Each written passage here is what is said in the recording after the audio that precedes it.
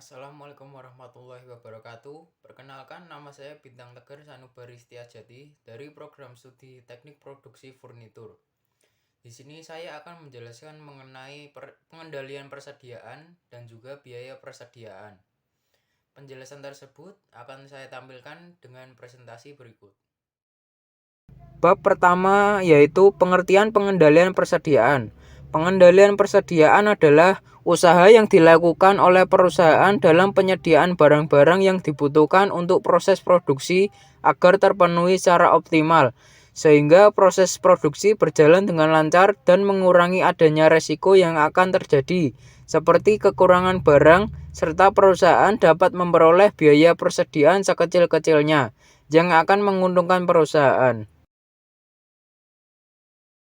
Selanjutnya yaitu tujuan persediaan. Tujuan persediaan ada 4, yaitu yang pertama memberikan layanan yang terbaik pada pelanggan. 2. Untuk memperlancar proses produksi. 3. Untuk mengantisipasi kemungkinan terjadinya kekurangan persediaan.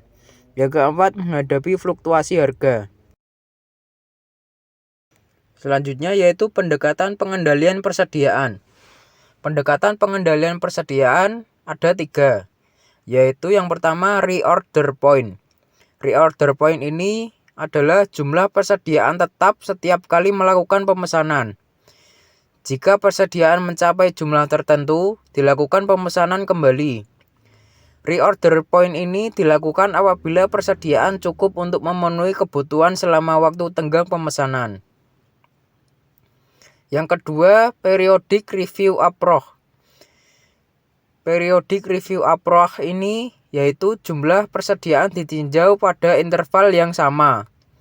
Pada setiap tinjauan dilakukan pemesanan kembali dengan jumlah yang bervariasi agar persediaan mencapai jumlah yang diinginkan. Periodic review approach ini cocok untuk pedagang eceran atau swalayan. Kedua pendekatan ini mengandung resiko yang sama. Resiko tersebut yang pertama, stock out terjadi apabila permintaan selama lead time melebihi jumlah persediaan. Yang kedua, stock out terjadi jika pesanan diterima melebihi jangka waktu lead time.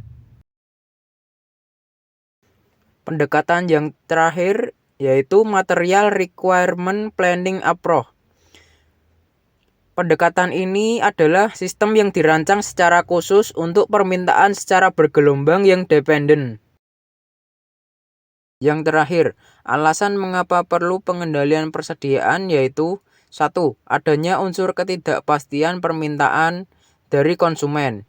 2. Adanya unsur ketidakpastian pasokan dari para supplier.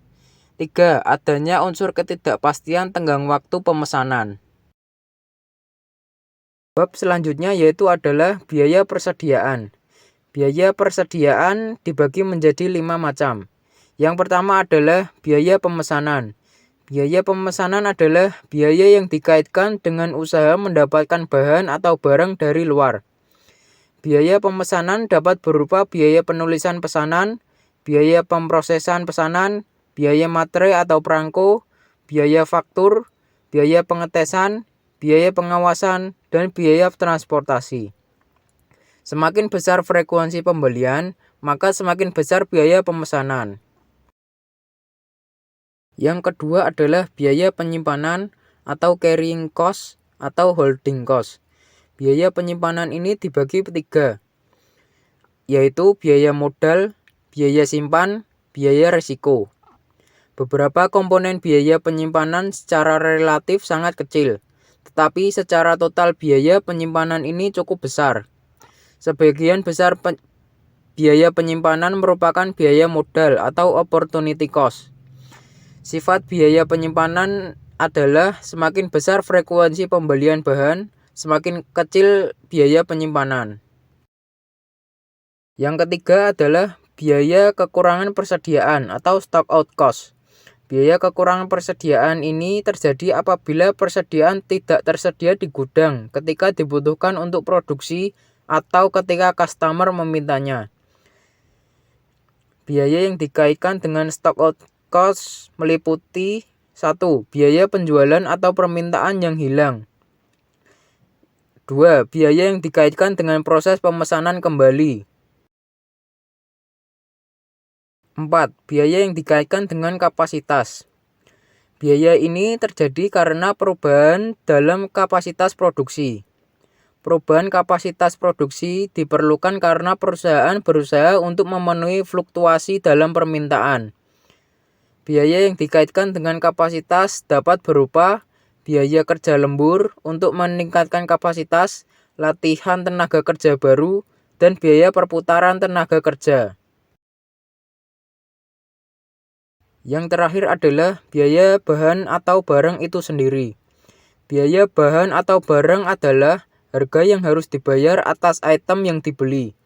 Biaya ini akan dipengaruhi oleh besarnya diskon yang diberikan oleh supplier. Oleh karena itu, biaya bahan atau barang akan bermanfaat dalam menentukan apakah perusahaan sebaiknya menggunakan harga diskon atau tidak. Sekian penjelasan materi dari saya. Wassalamualaikum warahmatullahi wabarakatuh.